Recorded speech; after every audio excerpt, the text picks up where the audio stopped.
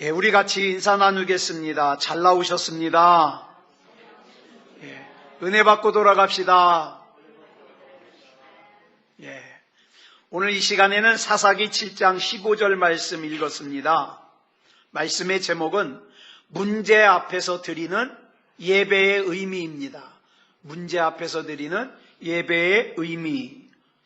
오늘 본문에는 기드온이 미디안과의 싸움을 앞두고 하나님께 예배드리는 모습이 나옵니다. 어쩌면 오늘 이 말씀이 오늘 우리가 처한 현실과 굉장히 연관이 많을 것 같아요. 자, 본문 15절 다시 한번 읽겠습니다. 시작. 기드온이 그 꿈과 해몽하는 말을 듣고 경배하며 이스라엘 진영으로 돌아와 이르되 일어나라, 여호와께서 미디안과 그 모든 진영을 너희 손에 넘겨주셨느니라 하고, 여기 나오는 경배하며를 히브리어로 뭐라 그러냐? 샤카라고 합니다. 샤카. 이 단어의 뜻이 뭐냐면 엎드려 경배하다라는 뜻이에요. 다시 말해서 하나님을 섬긴다는 뜻입니다. 그러면 하나님을 섬긴다, 엎드려 경배한다, 예배한다. 뭘까요, 이게? 로마서 12장 1절을 보면 예배한다는 뜻을 갖다가 정확하게 설명을 해주고 있습니다. 우리 줄친 것만 읽어볼까요? 시작. 너희 몸을 하나님이 기뻐하시는 거룩한 산제물로 드리라. 이 뜻이에요. 그러니까 지금 기드온이 전쟁을 앞두고 먼저 하나님 앞에 엎드려서 자신의 몸을 살아있는 거룩한 산제물로 드리고 있다는 거예요.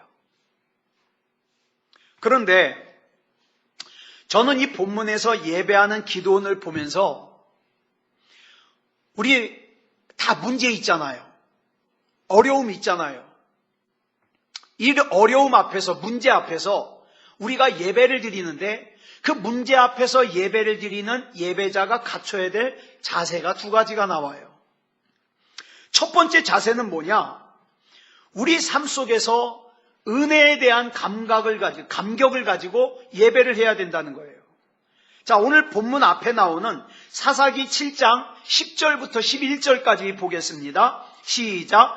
만일 내가 내려가기를 두려워하거든 내 부하 불화와 함께 그 진영으로 내려가서 그들이 하는 말을 들으라. 그 후에 내 손이 강하여져서 그 진영으로 내려가리라 하시니 기드온이 이에 그의 부하 불화와 함께 군대가 있는 진영 근처로 내려간즉. 여러분, 지금 기드온의 입장에서 한번 생각해 보겠습니다. 미디안의 대군은 13만 5천 명이에요. 그런데 이스라엘 군대는 전부 모인 게 3만 2천 명이에요. 근데 그 중에서 3만 1,700명을 돌려보냈어요. 지금 달랑 300명만 남았습니다. 그런데 다시 한번 우리 복습하겠습니다. 3만 2천 명 중에서 2만 2천 명을 돌려보낸 이유가 뭐라고 나오죠? 어떤 사람은 돌아가라? 두려운 사람은 돌아가라. 하나님을 신뢰하지 못하여 두려운 사람은 돌아가라. 그래서 2만 2천 명이 돌아갔습니다. 그 나머지 10,000명 가운데 9,700명을 돌려보낸 이유는 뭔가? 지금 이 순간적인 목마름 앞에서 나는 누구인가? 나는 누구여야 되는가? 나는 무엇으로 사는 존재인가를 잊어버리고 무장을 해제해버린 사람은 돌아가라는 거예요.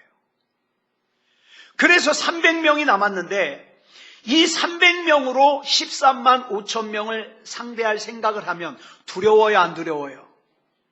두려워요, 안 두려워요? 두렵죠. 두려운 게 정상이에요. 예배를 드렸어도 두려워요. 기도를 했어도 두려워요.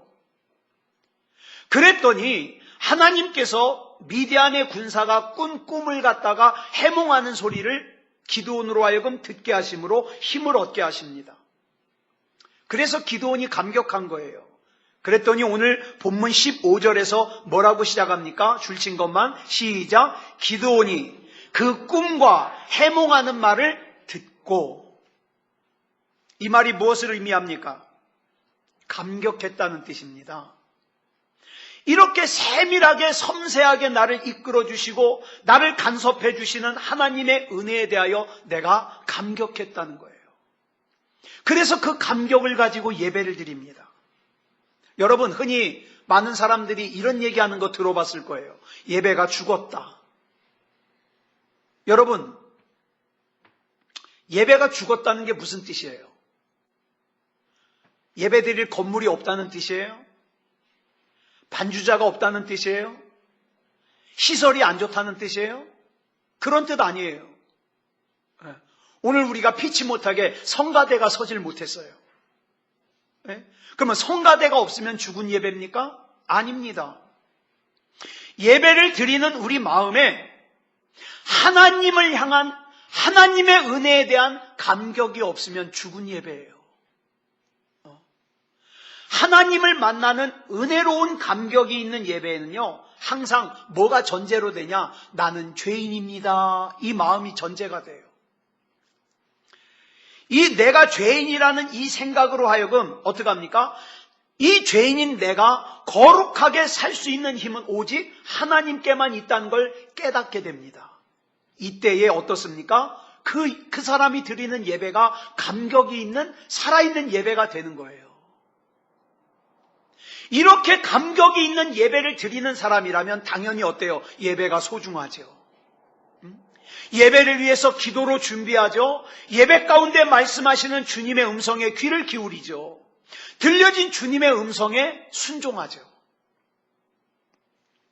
그래서 A.W. 토저라는 유명하신 분이 쓴 책이 있어요. 무슨 책인가? 예배인가 쇼인가? 아주 중요한 책이에요. 예배에 대해서 알려면 이 책 꼭 봐야 돼요.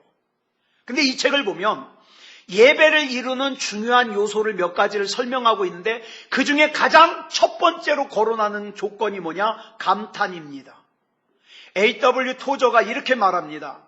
예배하지 않고 감탄하는 것은 가능하지만 감탄 없이 예배하는 것은 불가능하다. 왜냐하면 예배는 하나님에 대한 감탄의 감정이 극대화되어서 자연스럽게 그것이 행동으로 이어진 것이기 때문이다. 그러니까 A.W. 토저는 이거예요. 하나님에 대해서 감탄하지 못하는 사람은 예배 드릴 수 없다 이 말이에요. 예배가 뭐라고요? 우리 삶 속에서 하나님에 대한 감탄하는 감정이 극대화되어서 그 감정을 하나님께 올려드리는 그것이 바로 예배예요. 네. 그렇다면 저와 여러분은 지금까지 진짜 예배를 몇 번이나 드렸는가 한번 생각해 볼 필요가 있어요. 우린 여기서 왜 나는 빠지지 않고 예배에 참석했는데 그럼에도 불구하고 내가 변화되지 않을까? 왜 내가 능력이 없을까? 그 이유를 발견할 수 있어요. 교회는 왔지만 예배에 참석은 했지만 하나님에 대하여 감탄이 없는 그런 예배만 드렸기 때문에 그래요. 제가 오래전에 요즘에는 이런 자판기 보기도 힘든데 그 커피 나오는 거 있잖아요. 컵에. 예. 이 자판기에서 커피를 마시려고 돈을 넣고 버튼을 눌렀는데 맹물만 쭈루룩 나오는 거예요. 그래서 그 자판기를 옆에 있는 가게에서 관리를 해서 그 가게를 두드리고 이 자판기가 맹물만 나온다고 그래가지고 자판기를 열어보니까 커피가 공급돼야 되는 구멍이 커피로 막혀가지고 굳어 있어요. 그러니까 커피가 나오는 구멍을 막으니까 커피는 나오지 않고 맹물만 나온 거예요. 우리는 그 커피 자판기 앞에서 버튼을 누를 때 뭘 기대합니까? 당연히 내가 커피를 마실 수 있을 거라고 기대를 하고 누릅니다. 그런데 기대했던 커피는 나오지 않고 맹물만 나온다면 황당하지 않겠어요? 여러분, 그 자판기에서 나온 맹물을 마시고 난 커피 마셨어. 그런 사람이 있겠습니까? 오늘 여러분 주변 사람들이 오늘 예배 드리러 가면 안 된다고 아마 한 번 이상은 다 들었을 거예요. 그럼에도 불구하고 여러분들이 오늘 예배 드리러 나온 이유가 뭐예요? 하나님께서 나에게 은혜를 주실 걸 기대하는 거예요. 그렇죠? 그런데 나는 분명히 이 예배에서 하나님께서 은혜를 주실 거라고 하나님의 은혜를 기대하고 나왔어요. 그런데 하나님과 우리 사이에 은혜가 나오는 구멍이 막혀서 맹물만 나오면 안 되지 않겠습니까? 맹물만 주르륵 나오는 그런 예배를 드리고 집으로 돌아가면서 나 오늘 예배 드렸어. 그러면 안 되지 않겠어요? 그러면 우리는 이걸 생각해 봐야 돼요. 왜 많은 순간에 내가 드리는 예배에는 하나님에 대한 감탄이 없을까? 이유를 알아야 되지 않겠습니까? 왜 그래요? 예배의 방향이 하나님을 향하여 감탄하는 게 아니라 누구를 향하고 있어요? 내 만족. 나 오늘 예배 출석했어. 나 오늘 예배 드렸어. 그러니까 나는 오늘 주일 성수한 거야. 끝. 내 만족. 그래가지고 이런 사람들은 뭐가 좀 잘 되잖아요? 그러면 하나님의 은혜에 대하여 감탄하는 게 아니라 자기가 대단한 줄 알아요. 와, 내가 이런 일까지 할 수 있다니? 나도 몰랐네. 와, 나 참 대단해. 자기 자신에게 감탄하는 거예요. 이렇게 온통 자기에게만 감탄을 하고 하나님께 드리는 감탄이 없는 예배를 드리기 때문에 예배다운 예배가 되지 못하는 거예요. 그런데 오늘 본문을 보니까 기드온이 감격이 있는 예배를 드릴 수 있게 된 것은 하나님이 하신 일에 대하여 감탄하기 때문에 그래요. 이런 점에서는 야곱도 마찬가지예요. 여러분, 야곱은 자기의 잔머리로 자기 인생을 자기 마음대로 살아보겠다고 형에게 장자권도 빼앗았어요. 또 아버지와 형을 속이고 형이 마땅히 받아야 될 아버지의 축복도 가로챘어요. 그러다가 부작용이 생겨가지고 형한테 맞아 죽을까봐 집을 도망 나왔어요. 저 하란에 있는 외삼촌 라반의 집으로 도망을 칩니다. 집을 한 번도 떠나본 적이 없는 마마보이인 야곱이 외가로 도망가는 길에 황무지에서 돌을 베고서 잠을 자요. 얼마나 자기가 처량했을까요? 내가 왜 그랬을까? 그냥 살았으면 집에서 도망 안 나와도 되는 걸 후회했겠죠. 그런 상태에서 돌을 베고 잠을 자는데 예상치 못했던 하나님의 은혜가 야곱에게 임합니다. 꿈을 꾸는데 하늘까지 닿는 사닥다리가 쫙 펼쳐져 있는데 거기에 하나님의 사자가 오르락 내리락 하고 있는 거예요. 이 꿈을 통해서 또한 하나님께서 야곱에게 축복을 약속하시기를 이 모든 과정이 끝나면 너는 다시 집으로 돌아올 거야. 그리고 너의 수많은 후손들이 복의 통로가 될 거야. 하나님이 약속을 해주셔요. 이런 감격 속에서 잠에서 깬 야곱이 창세기 28장 16절을 보니까 이렇게 고백을 합니다. 시작. 야곱이 잠이 깨어 이르되 여호와께서 과연 여기 계시거늘 내가 알지 못하였도다. 사람들은 자기 잔머리를 굴리고 술수에 능한 것을 머리가 좋다고 생각해요. 그러나 여러분 야곱 보세요. 야곱이 자기 잔머리를 굴리고 술수에 능한 삶을 살 때에는 하나님의 일하심이 경험됐어요, 안 됐어요? 안 됐습니다. 그래? 그러면 네 능력으로 살아봐. 하지만 광야에 홀로 남았을 때, 돌을 베고 잠을 잘 때, 그때 하나님이 경험되어지면서 야곱이 뭐라고 고백해요? 여호와께서 과연 여기 계시거늘 내가 알지 못하였도다. 이 고백을 하는 거예요. 그래서 야곱은 그 자리에서 일어나 자기가 베고 자던 그 돌을 갖다가 세우고 하나님께 전심으로 예배해요. 여러분, 거기는 앰프도 없어요. 악기도 없어요. 뭐만 있어요? 자기가 베고 자던 돌 하나만 있어요. 근데 그 돌을 세워놓고 하나님을 예배하는데 그 예배가 진짜 예배더라. 이것이 어떻게 진짜 예배가 될 수 있었습니까? 여호와께서 과연 여기 계시다는 걸 알았기 때문에 예배가 되는 거예요. 여러분, 오늘 이 자리까지 나오시느라고 수고 많으셨습니다. 그런데요, 오늘 우리 예배 가운데 여호와께서 과연 여기 계시다는 걸 여러분이 알지 못하고 예배를 드리고 간다면 죄송합니다. 여러분 예배 드린 거 아니에요. 여호와께서 과연 여기 계신 것을 경험하고 체험하고 고백하고 돌아가셔야 돼요. 무슨 뜻이냐? 하나님께서 그동안 다른 곳에 계시다가 그날 나에게 오신 것이 아니라 하나님께서는 항상 나와 함께 계셨고 나에게 말씀하셨고 나에게 경고하셨는데 내가 너무 세상을 잔머리를 굴리고 술수에 능한 삶을 살다가 보니까 거기에 몰두하다 보니까 그동안에는 깨닫질 못했던 거예요. 그런데 비로소 여호와 하나님께서 여전히 나와 함께 계셨고 지금도 함께 계시고 앞으로도 함께 계실 거라는 것을 깨달은 거예요. 그래서 예배가 되는 거예요. 이것이 바로 예배자가 깨달아야 할 가장 중요한 첫 번째 요소입니다. 이거 깨닫는 사람만이 진짜 예배 드릴 수 있어요. 근데 여기서 주의해야 될 게 있어요. 그러면 감격하는데 감동하는데 뭘로 감동하냐? 여러분, 많은 사람들이 오해를 하는 것이 이창원 목사가 설교를 잘하면 감동한다고 생각해요. 그거 아니에요. 그거 아니에요. 예화가 감동적이어서 감격하는 거 아니에요. 뭐 가지고 감격해야 되는가?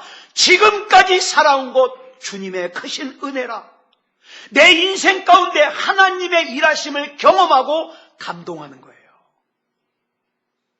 하나님이 진짜 살아계심을 믿는다면 그 사람은 내 인생 가운데 하나님의 진짜 일하심을 고백할 수 있어요. 예, 그게 예배예요. 이사야 6장 1절로 3절을 우리 같이 읽어보겠습니다. 시작. 우시야 왕이 죽던 해에 내가 본즉 주께서 높이 들린 보좌에 앉으셨는데 그의 옷자락은 성전에 가득하였고 스랍들이 모시고 섰는데 각기 6날개가 있어 그 둘로는 자기의 얼굴을 가리었고 그 둘로는 자기의 발을 가리었고 그 둘로는 날며 서로 불러 이르되 거룩하다 거룩하다 거룩하다 만군의 여호와여 그의 영광이 온 땅에 충만하도다 하더라. 이 말씀으로 만든 찬양이 있잖아요. 주께서 높은 보좌에 앉으셨는데 그 옷자락은 성전에 가득하도다. 천사들이 모여서 서로 장화하여 외치니 그 소리는 성전에 가득하도다.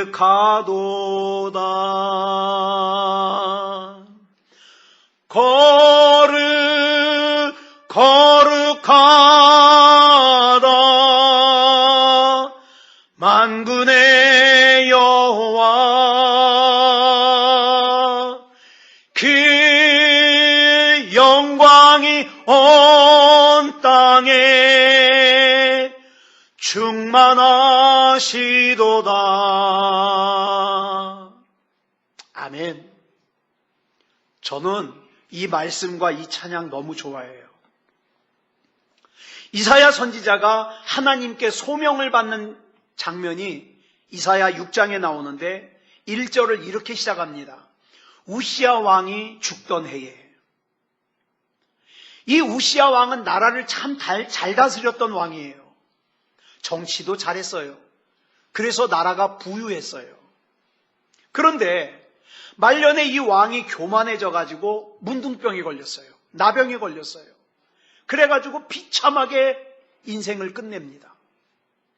그래서 이 우시야 왕을 처음에는 신앙생활 잘하다가 나중에 비참해진 케이스로 이 우시야 왕을 얘기해요. 그 우시야 왕이 죽었어요. 그 나라를 잘 다스리던 우시야 왕이 죽었는데 이사야 선지자가 불안한 거예요. 나라를 잘 다스리던 왕이 죽었으니까 얼마나 불안해요? 그래가지고 성전에 가서 예배를 드리고 있는데, 성전에 가서 예배를 드리고 있던 이사야 선지자가 본 게 뭐냐? 나는 이 세상을 잘 다스리던 우시야 왕이 죽어서 이제 나라가 큰일 날 줄 알았는데 진짜 왕이 보이는 거예요. 진짜 왕이.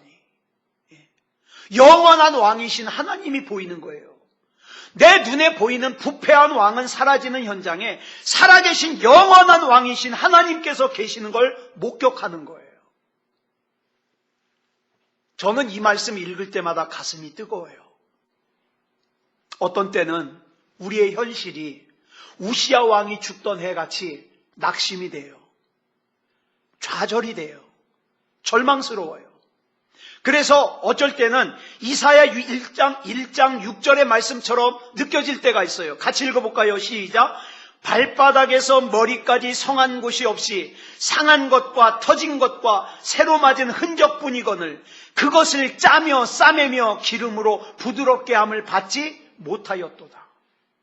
온통 실망과 미움과 낙심과 절망으로 가득한 거예요. 그런 가운데서 나를 당연히 도와줄 거라고 기대했던 우시야 왕이 죽어버렸어요. 아무런 도움이 되질 않아요. 그때 이사야 선지자가 하나님의 성전에서 영의 눈을 열어서 보니까 뭐가 보여요? 하나님이 보여요. 진짜 왕이 보여요. 진짜 왕이.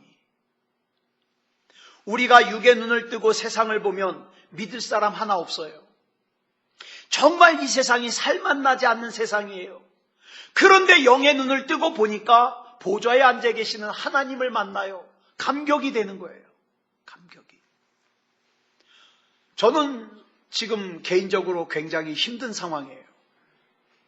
저희 아버지가 명지 성모병원에 입원하셨어요. 이 뇌에서 눈으로 연결되는 혈액이 피가 통하지 않아서 앞이 보이지 않고 문제가 생겨서 지금 입원해 계셔요. 근데 저희 어머님은 지금 혈관성 치매거든요. 자꾸 아버지를 찾아요. 설명해도 그때뿐이에요. 아버지 어딨냐고. 어제는 아버지한테 가신다고 우셨다는 거예요. 그런 상황이에요. 장모님은 췌장암이시잖아요. 게다가 또 이번에 지방에 서기를 맡고 있는데 아주 힘들게 하는 목사님들이 있어가지고 많이 힘들어요.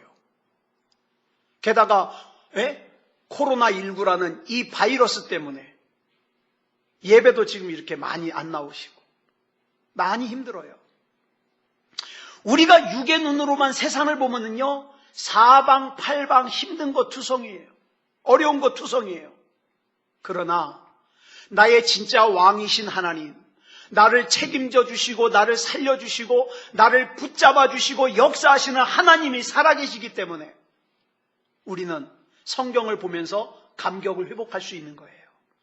찬양하면서 감격을 회복할 수 있는 거예요. 그래서 저는 마음이 힘들면요, 사람들 안 만나요. 사람들과의 만남을 줄이고 눈을 감습니다. 아까 우리 김혜성 권사님하고 얘기하다가 권사님, 저는 지금 마스크 하나 가지고 2달 쓰고 있어요. 왜? 나갈 일이 없으니까. 그죠? 집에만 있는데 뭐 마스크 쓸 일이 없잖아요. 어디 갈 때 쓰냐? 이마트 갈 때. 그때만 써요. 그리고 그대로 벗어났다가 또 마트 갈 때만 써요. 교회 올 때는 안 써요. 네. 자, 그런데 자, 보세요. 우리가 육의 눈을 뜨고 보면은 참 불안한 것 투성이고 불편한 것 투성이고 힘든 것 투성이고 안 되면 어떡하나 잘못되면 어떡하나 아프면 어떡하나 만 가지 걱정이 있잖아요. 그런데 이런 것들을 한꺼번에 싹 없애버리는 게 뭐냐? 살아계신 왕이신 하나님을 체험하는 거예요. 예. 여러분, 안개가 자욱하게 끼잖아요. 앞에가 잘 안 보일 정도로. 그 안개를 없애기 위해서 별의별 짓 다 해봐요. 그게 없어져요? 안 없어져요. 근데 뭐 하면 없어져요? 뭐 하면 없어져요? 해가 쫙 떠오르면 안개는 쫙 없어져요. 살아계신 하나님이 나의 하나님이시고 그 하나님이 역사하시면 근심, 걱정, 두려움, 염려는 싹 사라지는 거예요. 예. 그래서 저는요, 힘든 일이 있을 때 사람 안 만나고 어떻게 해요? 주님 얼굴 보여달라고 기도해요. 주님 얼굴 보여주시옵소서. 주님 얼굴을 보면 내가 힘이 나겠나이다. 주님 음성 들려주시면 제가 용기가 나겠나이다. 주님 얼굴 보여주시옵소서. 기도해요. 그게 예배예요. 그게. 진짜 예배를 드릴 때 저는 항상 떠오르는 찬양이 있어요. 우리 같이 불러볼까요? 주께와 엎드려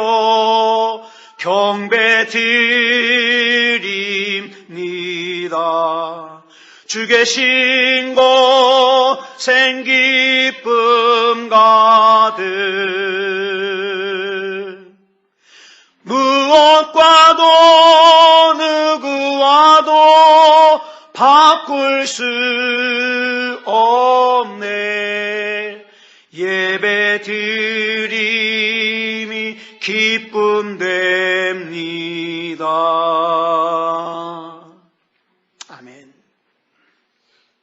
여러분, 저와 여러분은 진정한 예배를 드림이 그 무엇과도 그 누구와도 바꿀 수 없다는 걸 항상 알아야 돼요.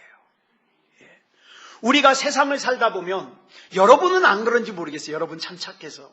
저는요, 죄악의 구정물을 뒤집어 쓸 때가 있어요. 목사이지만. 그래가지고 제가 저지른 그 죄 때문에 죄책감에 사로잡힐 때가 있어요. 하나님 죄송해요.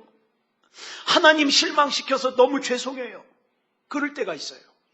그렇지만 주님 앞에 예배 드릴 때 치유가 돼요. 주님 앞에. 하나님의 일하심을 목격할 때 감격이 회복돼요. 여러분, 요새 새벽 묵상 제가 녹음해서 보내드리잖아요. 참 희한한 게 있어요. 제가 피아노 방에, 거긴 방음이 돼 있거든요. 피아노 방에 들어가서 이제 새벽 묵상을 녹음하다가 제가 은혜를 받아버려요. 그거 녹음을 하다가. 여러분, 그런 예배, 회복된 예배가 우리에게 필요합니다. 그런가 하면 두 번째로, 우리는 문제 앞에서 어떤 예배를 드려야 될까요? 예배의 감격을 가지고 우리의 삶 속에서 승리를 확신하고 선포하는 예배로 연결되어야 됩니다. 자, 본문 15절 한번 우리 줄친 것만 다시 읽겠습니다. 시작. 기드온이 그 꿈과 해몽하는 말을 듣고 경배하며 이스라엘 진영으로 돌아와 이르되, 그 다음에 뭐라 그랬습니까? 시작. 일어나라, 여호와께서 미디안과 그 모든 진영을 너희 손에 넘겨주셨느니라 하고, 지금 기드온이 삶 속에서 주신 하나님의 은혜에 감격해서 예배의 자리로 나갑니다. 그리고 전심으로 예배를 드린 후에 그 뜨거운 가슴을 안고 삶 속에서 감격을 선포합니다. 일어나라, 여호와께서 미디안과 그 모든 진영을 너희 손에 넘겨주셨느니라. 근데 여러분, 여기서 일어나라라는 말이요, 히브리어로 쿰이에요. 쿰. 어서 많이 들었던 얘기 아니에요? 쿰? 예? 쿰. 마가복음 5장 41절에 보면 예수님께서 회당장 야이로의 죽은 딸을 살리시면서 뭐라 그러셔요? 시작. 달리다 굼. 여기 나오는 굼이 바로 쿰이에요. 그 단어예요. 여기서 달리다는 뭐냐면 소녀야라는 뜻이에요. 그러니까 달리다 굼은 무슨 뜻이냐면 소녀야 일어나라, 이 뜻이에요. 소녀야 일어나라. 저는 이런 생각을 했어요. 여러분도 그런 의문을 가졌는지 모르겠지만, 여기서 굳이 소녀를 살리시면서 예수님이 그 소녀에게 달리다 굼 그렇게 말할 필요가 있어요, 없어요? 없어요. 그냥 살리시면 되지, 뭐 손잡아서 일으키면 되지. 예수님은 충분히 그렇게 살리실 수 있어요. 그런데 왜 입으로 굳이 달리다 굼 말씀하셨을까요? 이때의 상황을 한번 우리가 정리해 보자고요. 지금 예수님의 주변에 있는 사람들은 다 뭐라 그래요? 소녀가 죽었대요. 하나님 아니라 하나님 할아버지가 와도 못 살린대요. 근데 예수님은 소녀는 죽은 게 아니라 잔다고 하셔요. 자, 소녀가 죽었다고 하는 사람들, 그래서 이 소녀는 절대로 다시 살아날 수가 없다고 하는 사람들, 사랑하는 딸이 죽었다고 생각해서 절망에 빠진 가족들, 그런데 그 가운데 예수님께서 죽은 게 아니라 잔다고 하니까 비웃었던 사람들, 그 사람들 들으라고 하시는 말씀이에요. 달리다 굼. 그리고 지금 본문에서 전쟁을 앞두고 불안과 두려움에 사로잡힌 이스라엘 군사들이 들으라고 지금 기드온이 말하는 거예요. 오늘 이 시간 저와 여러분이 드리는 예배가 정말 하나님의 감격이 있는 진짜 예배라면 이제 저와 여러분은 가정을 향하여 선포하셔야 됩니다. 여러분의 직장을 향하여 선포하셔야 됩니다. 여러분 사랑하는 사람들을 향하여 선포하셔야 됩니다. 뭐라고 선포하냐? 일어나라! 일어나라. 네. 제가 앞에서 예배를 인도하고 있는데 여러분 중에 어떤 사람이 정말 예배를 잘 드려요. 이렇게 보니까 얼굴 표정이 은혜를 받고 있어요. 정말 하나님과 교통하고 있어요. 이런 은혜 받는 모습을 보면, 그리고 즉 영적으로 은혜가 충만해서 일어나는 걸 보면 제가 기분이 좋을까요? 나쁠까요? 어려워요? 제가 기분이 좋을까요? 나쁠까요? 좋죠. 좋죠. 여러분, 기분이 좋을 뿐만 아니라 그 어떤 영양제도, 그 어떤 피로회복제보다도 제게 효과가 좋아요. 은혜 받는 모습을 보면. 이렇게 여러분들이 먼저 하나님의 은혜를 체험해야 그 다음에 다른 사람에게 이렇게 얘기할 수 있는 거예요. 나와 함께 하시고 나에게 역사하신 하나님께서 너와도 함께 하시고 너에게도 역사하심을 네가 분명히 체험하게 될 거야. 왜? 내가 체험했거든. 내가. 이렇게 확신 있게 선포할 수 있는 거예요. 전에도 말씀을 드렸지만 마귀는 속성이 개하고 비슷합니다. 개. 무서워서 도망가면 쫓아와요. 그래서 물어요. 그렇지만 돌아서서 인상 쓰면 도망갑니다. 기억하세요. 마귀는 속성이 개하고 비슷하다. 오늘 본문 15절에도 보면 이런 마귀 속성이 나와요. 기드온이 하나님의 은혜 가운데 감격해가지고 이렇게 선포해요. 줄친 것만 시작. 일어나라. 여호와께서 미디안과 그 모든 진영을 너희 손에 넘겨주셨느니라. 그랬더니 21절 볼까요? 시작. 각기 제자리에 서서 그 진영을 애워싸매 그 온 진영의 군사들이 뛰고 부르짖으며 도망하였는데. 여러분, 사사기 6장에서 이 기드온의 모습, 이스라엘의 모습 기억하시죠? 기드온이 뭐 했어요? 떳떳하게 밀타작도 못하고 어디 숨어서 했어요? 포도주 틀에 숨어서 했어요. 이렇게 미디안을 갖다가 무서워할 때는 어땠습니까? 툭 하면 이스라엘을 쳐들어와 가지고 고통스럽게 했는데, 기드온이 은혜를 받고 일어나서 일어나라, 여호와께서 미디안과 그 모든 진영을 너희 손에 넘겨주셨느니라 라고 선포하니까 그 두렵게만 보이던 미디안 군사들이 뛰고 부르짖으며 도망했어요. 도망했어요. 우리는 여기서 아주 간단하고 중요한 영적인 원리를 하나 발견해야 돼요. 발견할 뿐만 아니라 우리 삶 속에 반드시 적용해야 됩니다. 저와 여러분이 예수 그리스도 이름으로 선포하는 것은 문제가 다 해결돼서 하는 게 아니에요. 여전히 적의 군사는 13만 5천 명이에요. 우리 군사는 300명이에요. 지금 내 환경이 좋아져서 일어나라 이렇게 선포하는 게 아니에요. 문제가 다 해결돼서 일어나라 선포하는 게 아니에요. 예수님께서도 지금 죽은 회당장의 딸이 살아났기 때문에 달리다 꿈 외치는 게 아니에요. 아이는 여전히 죽어 있어요. 많은 사람들이 죽은 아이를 잔다고 하는 예수님을 비웃고 있는 상태예요. 지금 우리는 바이러스가 아주 숨막히게 우리를 둘러싸고 있는 상태예요. 교회에서 예배를 드리러 가면 우리 옆에 사는 사람들이 이런 상황이 이런데도 교회에 모여가지고 예배 드리냐고 비웃고 있는 상황이에요. 그럼에도 불구하고 돌아서서 사탄 마귀를 향하여 승리를 선포하고 확신을 선포하면 우리를 치기 위해서 한 길로 들어왔던 마귀가 7길로 도망할 거라고 신명기 28장 7절에 분명히 약속해 놓고 있어요. 그러니까 여러분 선포하십시오. 선포하십시오. 말씀을 정리하겠습니다. 오늘은 우리가 문제 앞에서 드리는 예배의 3가지 단계를 말씀을 드렸어요. 첫 번째로는 우리의 삶 속에서 주시는 은혜를 경험해야 됩니다. 감격을 회복해야 됩니다. 그러기 위해서는 하나님 없어도 내가 성공할 수 있다는 생각을 버리세요. 우리는 하나님이 아니면 안 돼요. 하나님을 꼭 붙잡아야 돼요. 하나님을 의지해야 돼요.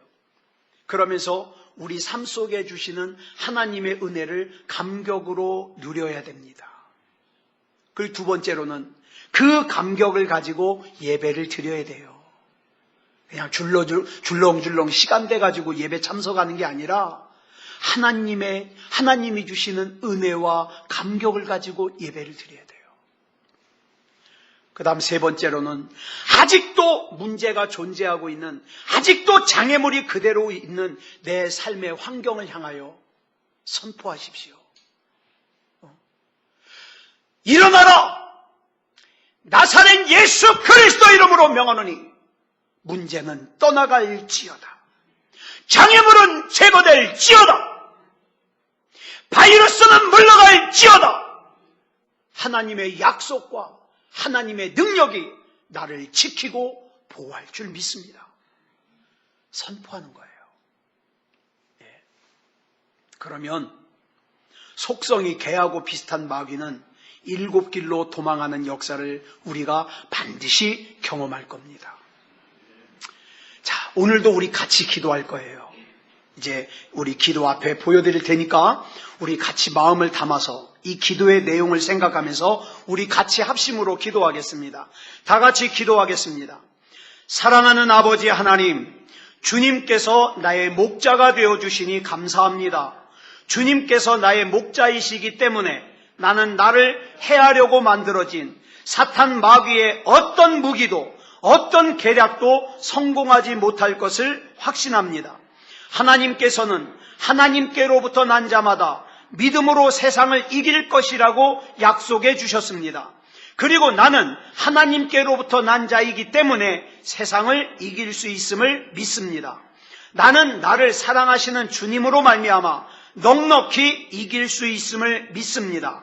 나는 신실하신 하나님께서 내가 감당하지 못할 일은 허락하지 않으신다고 약속하신 말씀을 믿습니다. 또한 어려움을 당할 때에는 피할 길을 주셔서 내가 능히 감당하게 하신다고 하신 약속을 믿습니다.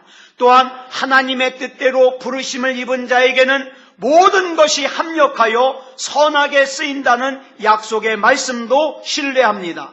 그렇기 때문에 나는 하나님께서 나에게 나쁜 일을 행하실까봐, 나에게 실수하실까봐 두려워하지 않습니다.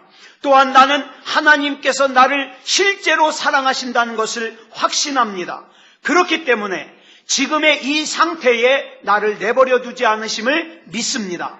그렇기 때문에 나는 하나님을 사랑하고 예배합니다. 항상 하나님의 은혜를 감격으로 누리는 삶을 살게 하여 주시옵소서. 그리고 그 감격을 가지고 항상 예배하게 하여 주시옵소서. 그리고 내 삶의 문제를 향하여 예수 그리스도의 이름으로 명령하고 선포하여 승리하는 삶을 살게 하여 주시옵소서. 그리스도 예수님의 이름으로 기도드려 싸움나이다. 아멘.